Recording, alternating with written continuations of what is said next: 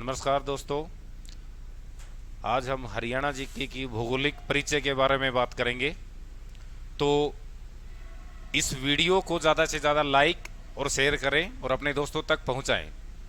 तो हमारा पहला जो टॉपिक है वो है हरियाणा का भौगोलिक परिचय। इसका मतलब ये है कि भूगोल के अनुसार या भारत के मानचित्र के अनुसार हरियाणा की जो स्थिति है वो क्या है। तो आइए जान लेते हैं उसके बारे में थोड़ा सा। हरियाणा का भौगोलिक परिचय।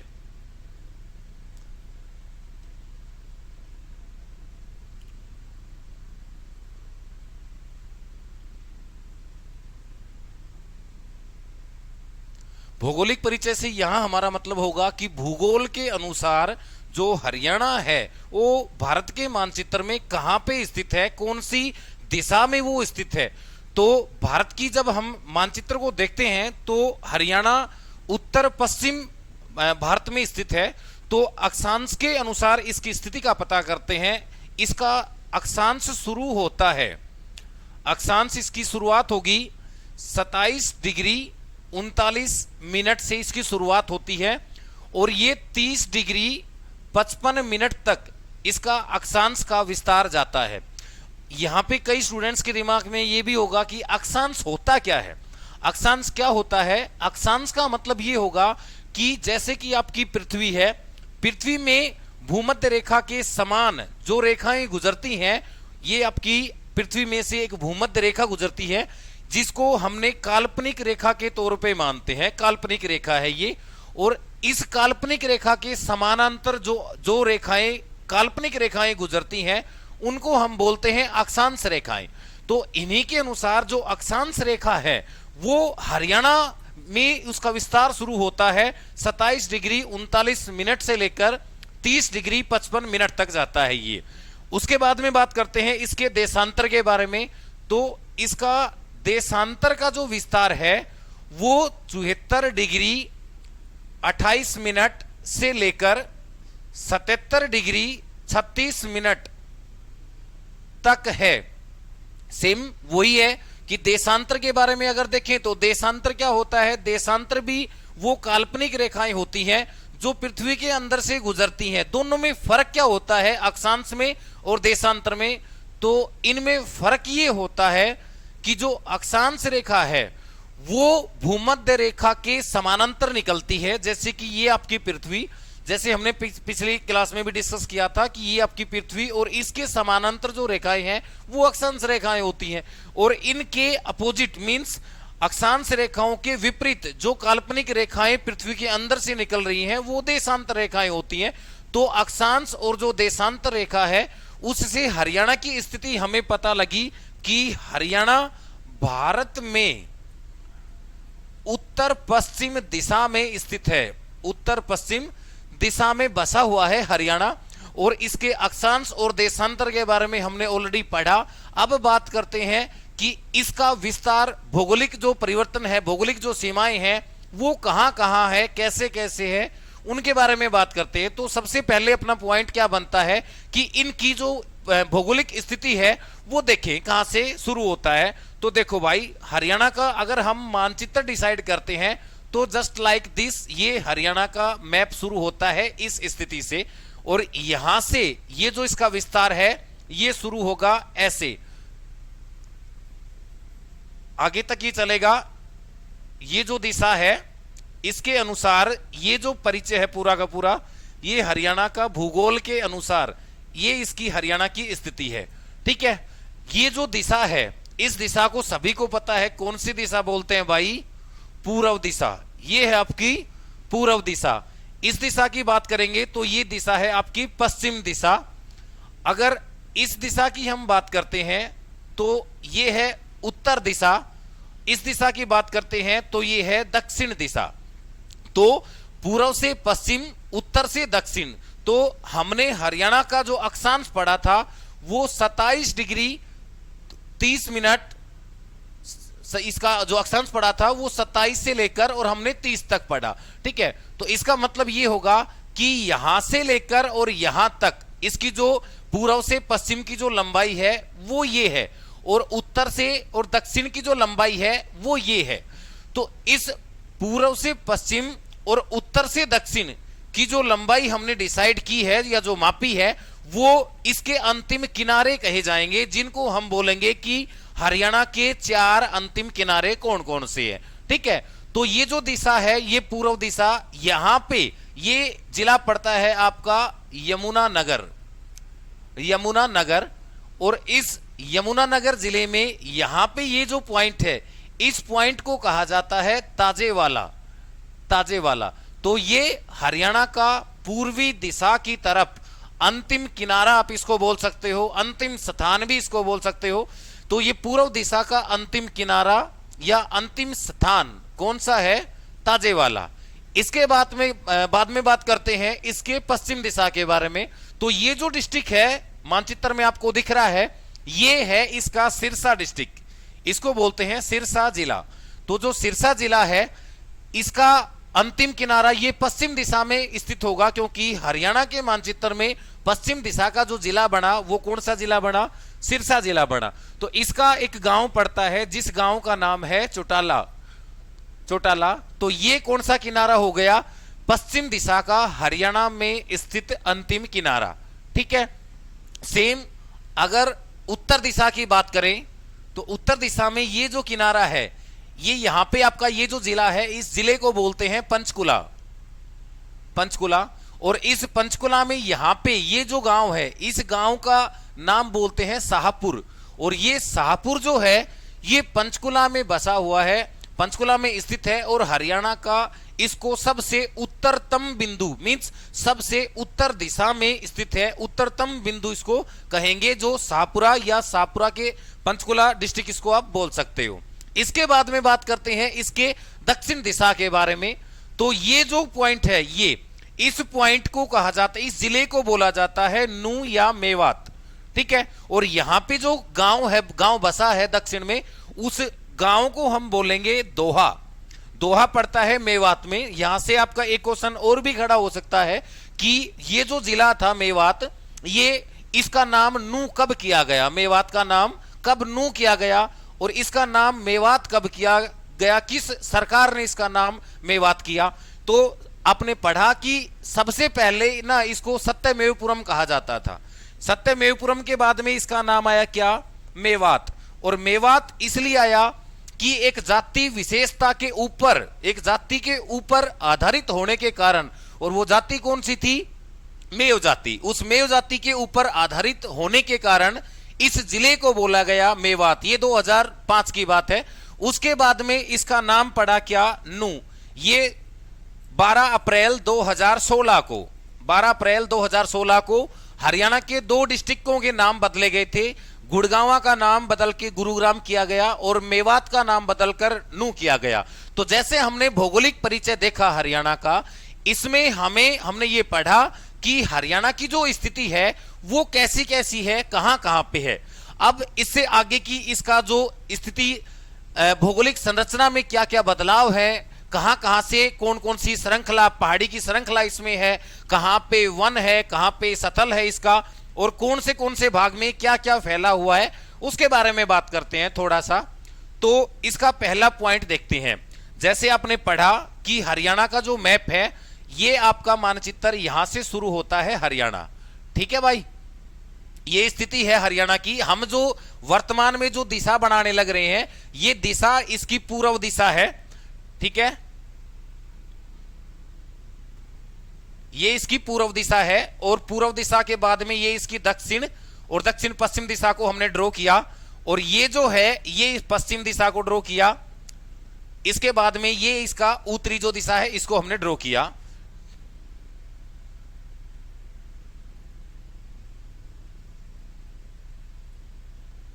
ये स्थिति थोड़ी सी सिरसा की ऐसे होगी।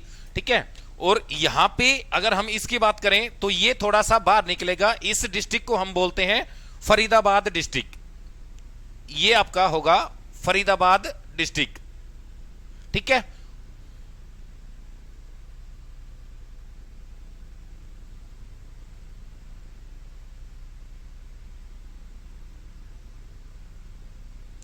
ये जो दिशा है इसकी, इस जिले का नाम बोलेंगे फरीदाबाद डिस्ट्रिक्ट।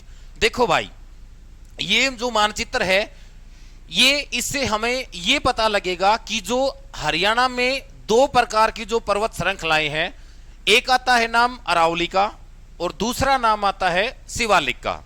देखो अरावली और नंबर 2 आपका आता है शिवालिक।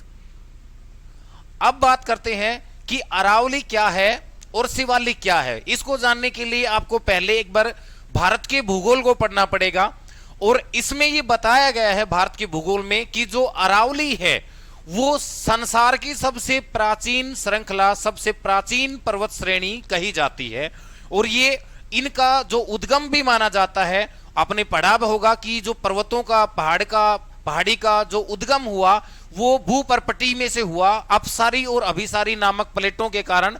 जैसे ही आप इंडियन ज्योग्राफी पढ़ोगे तो उसमें आपको मिल जाएगा ये सारी चीजें। तो सेम जो अरावली है इसको हमने कहा कि ये संसार की प्राचीनतम श्रृंखला है। प्राचीनतम का मतलब ये है कि ये संसार की सबसे पुरानी श्रृंखला है। इसके बाद की जितनी भी श्रृंखलाएं बनी उनको हम नवीन श्रृंखला या नई श्रृंखला के रूप में बोल सकते हैं कि वो सारी नवीन या नई श्रृंखलाएं हैं। तो उसके बाद में बात करते हैं शिवालिक। इसके लिए आपने पढ़ा होगा कि जो हिमालय पर्वत है आपका, हिमालय पर्वत की जो प्रकार हैं जैसे कि बाह्य हिमालय हो गया, महान हिमालय हो गया, लघु हिमालय हो गया, वृत हिमालय हो गया, ये जो पार्ट्स हैं हिमालय पर्वत के उनकी एक श्रृंखला को कहेंगे शिवालिक की श्रृंखला। तो अपने हरियाणा में अगर हम देखें कि इनका जो विस्तार है वो कहां कहां पे है, तो जो अरावली श्रृंखला है ये हरियाणा के दक्षिण और दक्षिण पश्चिमी भाग, दक्षिण और दक्षिणी पश्चिमी भाग में ये फैली हुई है। और दक्षिण भाग में कहां तक है और दक्षिणी पश्चिमी भाग में कहां तक है, मैप के द्वारा इसको थोड़ा सा देख लेते हैं। और इसे देखने से पहले शिवालिक को पढ़ते हैं। भाई देखो ये जो पार्ट है ना पूरा का पूरा, ये हिस्सा, ये सारा हिस्सा क्या कहलाता है, शिवालिक पर्वत श्रृंखला। इसको बोलेंगे शिवालिक पर्वत श्रृंखला। श्रृंखला का मतलब होता है भाई श्रेणी। श्रेणी मींस इसका विस्तार जो है वो एक से ज्यादा जगह पे फैला हुआ है। अगर एक जगह के ऊपर विस्तार हो जाता है किसी का तो उसको हम बोलते हैं पहाड़ या पहाड़ी। लेकिन अगर उस पहाड़ या पहाड़ी का विस्तार एक से ज्यादा स्थान तक होगा तो हम उसको क्या बोलेंगे, श्रृंखला बोलेंगे उसको, या श्रेणी बोल देते हैं उसको। तो देखो उत्तर जो दिशा हो गई ये उत्तर दिशा और ये पूर्व दिशा।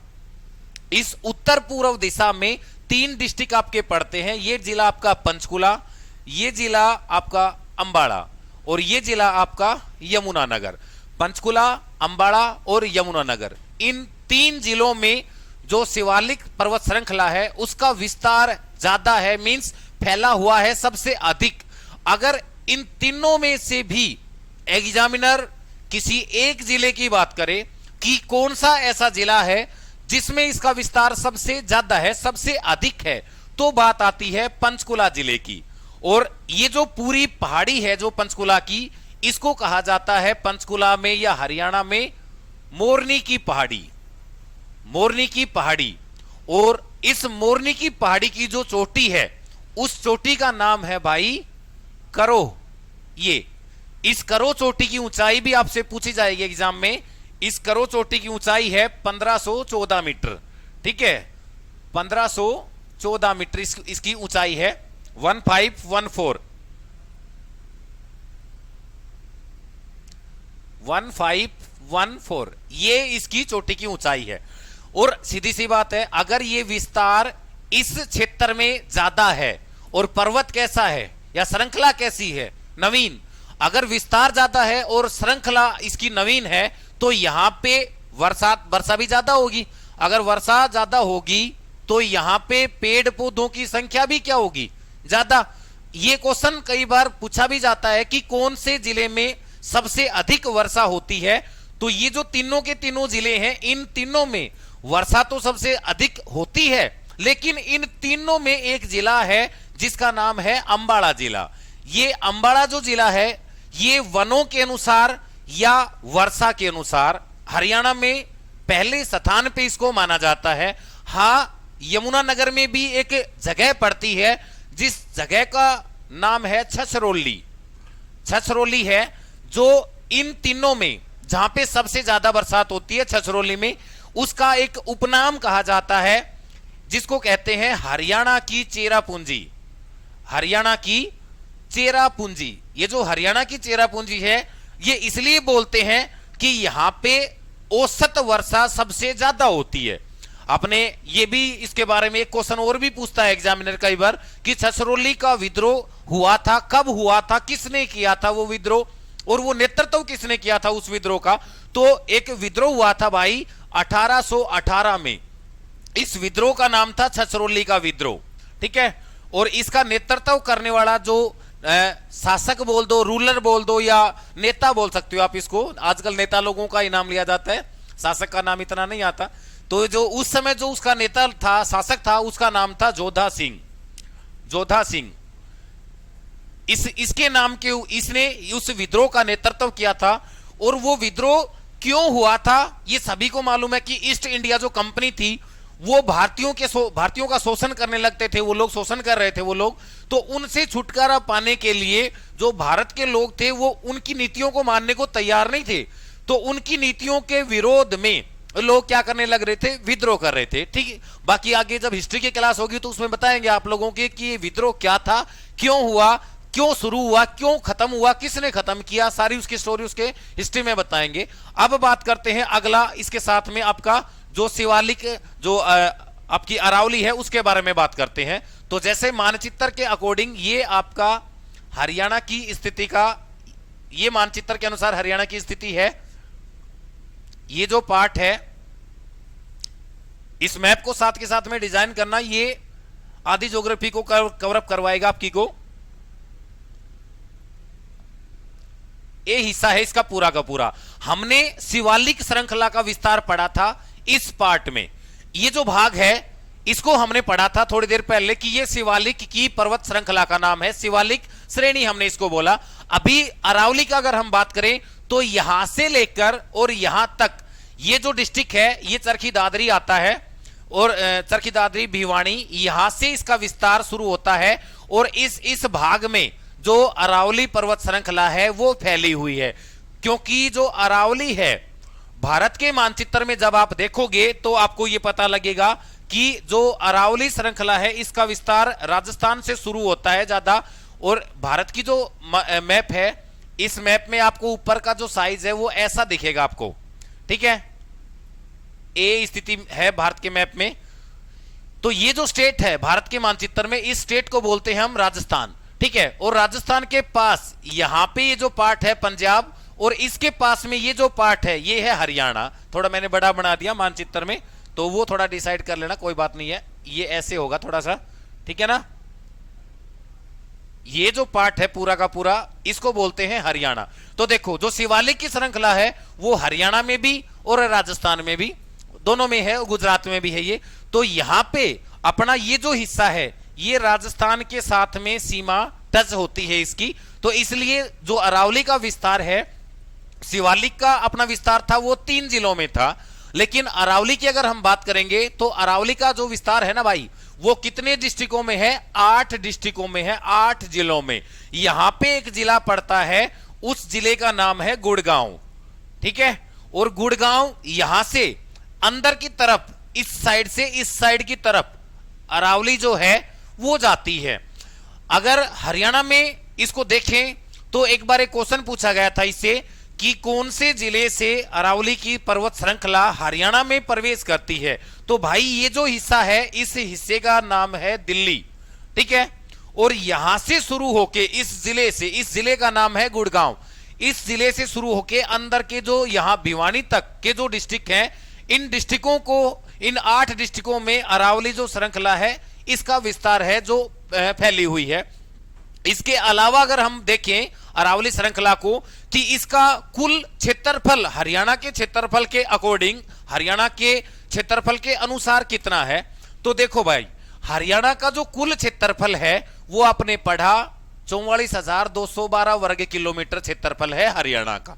इस 44,212 वर्ग किलोमीटर के क्षेत्रफल में से जो अरावली की और जो शिवालिक की पर्वत श्रृंखलाएं हैं वो अप्रोक्सीमेट या लगभग 3.19% के ऊपर फैली हुई है।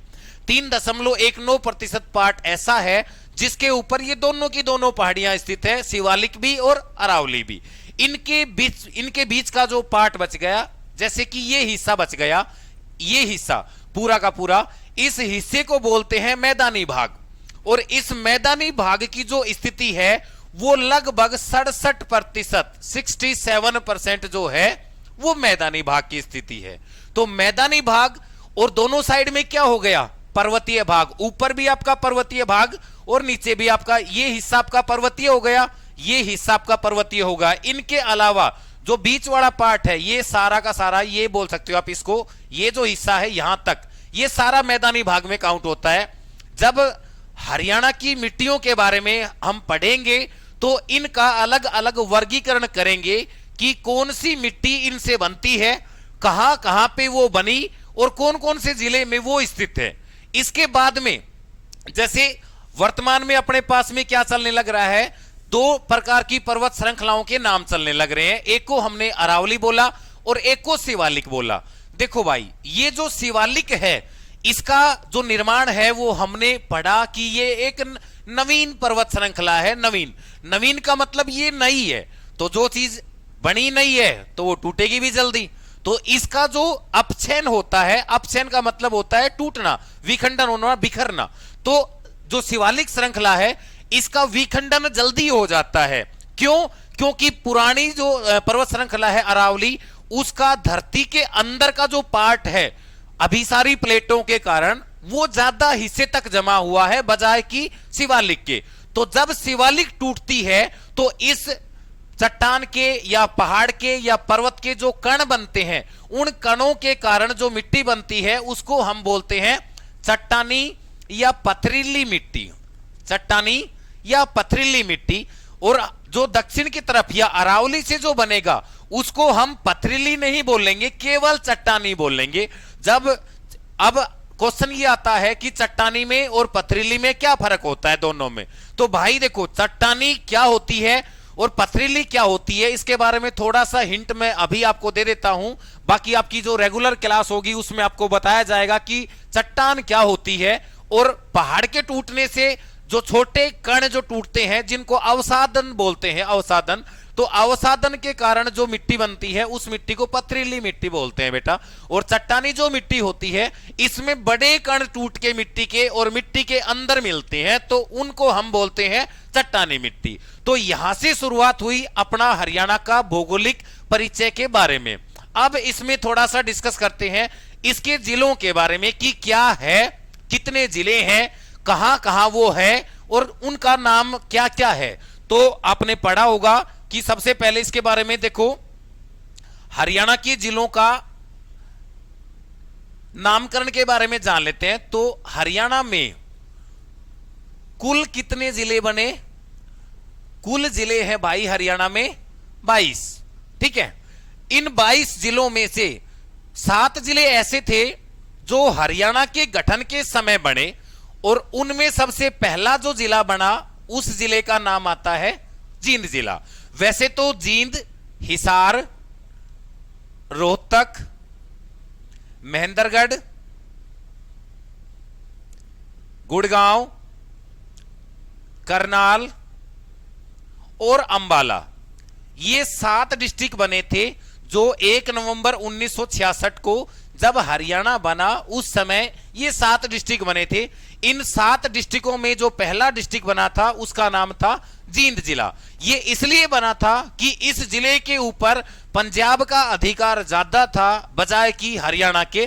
तो पंजाब का जो भाग है वो आज भी जींद, कैथल, फतेहाबाद, जैसे मानचित्र में देखा था हमने, इनका जो हिस्सा है वो ज्यादातर पंजाब के साथ में टच होता है। तो अभी भी ये जो जिला है ये और 2 छोटे जिले हैं कैथल और फतेहाबाद, इनकी सीमा ज्यादा लगती है पंजाब से। तो जब शुरुआत में पंजाब से हरियाणा को अलग किया गया था तो केवल एक जिले की सिफारिश की गई थी और वो जिला कौन सा था? जींद जिला। तो 7 जिले आपके ये हो गए। उसके बाद में जिला बना सोनीपत, फिर उसके बाद में बना भिवानी। इनकी हम 1 बाय 1 डेट पढ़ेंगे और इनकी एक ट्रिक भी है, उसके द्वारा एक नंबर आपको याद करना पड़ेगा, ये है इसका नंबर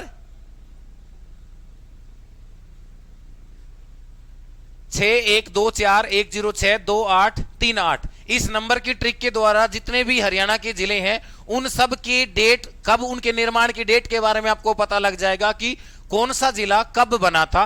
बेसिक इनका परिचय बता देता हूं। सोनीपत बना, उसके बाद में भिवानी बना, उसके बाद में कुरुक्षेत्र बना, उसके बाद में सोनीपत, भिवानी, सिरसा, उसके बाद में बना फरीदाबाद,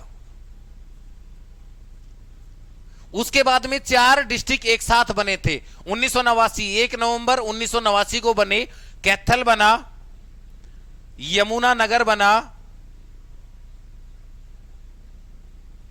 उसके बाद में रेवाड़ी बना और पानीपत बना। ये चारों डिस्ट्रिक्ट एक साथ बने। इनमें से आपका जो क्वेश्चन एग्जाम में पूछा जाता है वो पानीपत का पूछेगा आप लोगों से। और क्या पूछेगा कि इनमें से कौन सा ऐसा जिला था जो 2 बार जिला बना। पानीपत बेटा 2 बार जिला बनेगा। एक बार 1 नवंबर 1989 को बनेगा, दूसरी बार में ये बनेगा 22 जनवरी 1992 को, 1992 को।